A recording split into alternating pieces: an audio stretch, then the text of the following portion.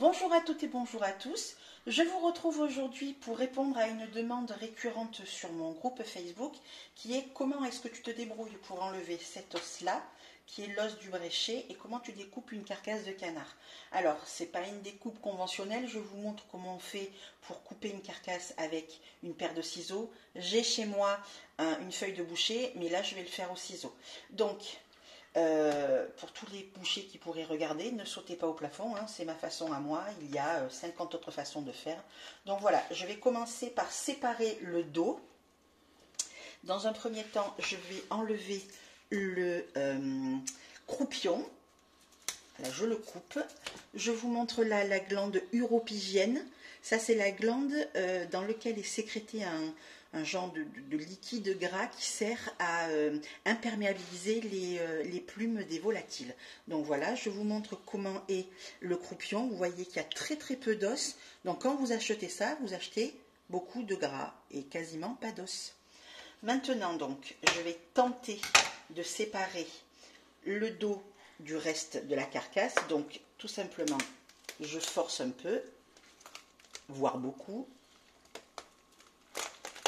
Alors vous voyez là, moi ma carcasse elle est pleine, celle-ci c'est pas tout le temps le cas, donc je vais tenter de couper. On va enlever déjà ça, voilà, ici, voilà, vous avez entendu le crack, donc mon haut est coupé, mon dos pardon, et là vous voyez je le sépare plutôt facilement du reste du coffre. Donc voilà.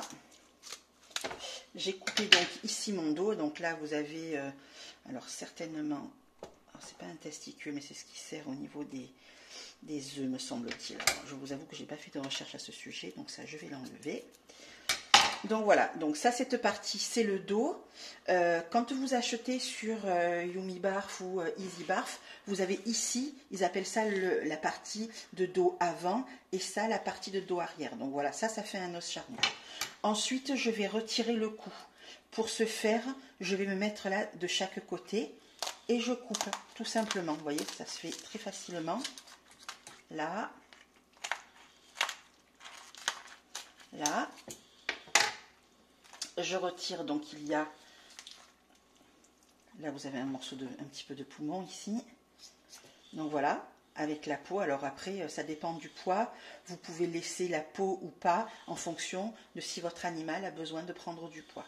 Ensuite arrive le moment où je vais enlever donc le bréchet. Je coupe toute la chair qui est là et puis là je vais couper là où il y a les côtes, ici, hop, je désengage mon couteau, voilà. Et là, normalement, vous voyez là déjà, il y a une petite cassure qui doit me permettre de couper avec mes ciseaux. Alors, c'est pas toujours évident, avec quoique. Là, ça, ce sont les clavicules que j'enlève. Et je vais faire pareil de ce côté, donc. Voilà, il y a toujours un côté qui est plus coriace que l'autre, quoique vous voyez, avec une paire de ciseaux, on s'en sort plutôt bien. Ce sont des vieux ciseaux qui ont plus de 20 ans, donc c'est pas non plus des ciseaux particuliers. Donc je coupe ici à nouveau. Et voilà, donc ce morceau-là, je vais le jeter parce qu'il est quasiment, non, pas quasiment, hein, il est nu. Donc je le mets de côté.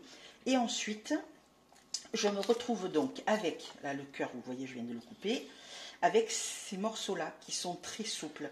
Donc si vous avez des chats, vous pouvez leur donner. Des petits chiens, vous pouvez aussi leur donner. Voilà, et puis si vous avez des chiens moyens, vous pouvez quasiment tout donner. Donc là, j'ai du foie, j'ai mon cœur, là, la trachée. Donc voilà comment j'ai découpé. Et puis, je vais donc peser tout ça. Donc si vous voulez, on peut le faire ensemble. Hop, je prends ma balance. Bon, je la nettoierai après, ne vous inquiétez pas. Pour vous montrer combien pèse. Donc ici, le cou avec la peau. 227 grammes, ça peut aller donc pour des chiens moyens, grands. Ici, le dos qui est quand même, dont les os là sont plutôt durs. Donc ça, c'est plutôt pour des chiens moyens. 140 grammes. Le croupion, je vous montre, hein, c'est 67 grammes de gras. Ici, cette petite partie qui peut correspondre à des petits chiens, des chats, des furets, 86 grammes. et l'autre morceau. Alors, je compte le foie et le cœur hein, avec 154 grammes. Vous voyez, ça fera pile poil la ration d'un de mes chiens. Voilà, donc je vous ai montré comment couper une carcasse au ciseau. Encore une fois, c'est peut-être pas une façon conventionnelle, mais ça vous donne une idée de quels morceaux vous pouvez avoir et comment les répartir. Je vous souhaite une très bonne journée et je vous dis à bientôt.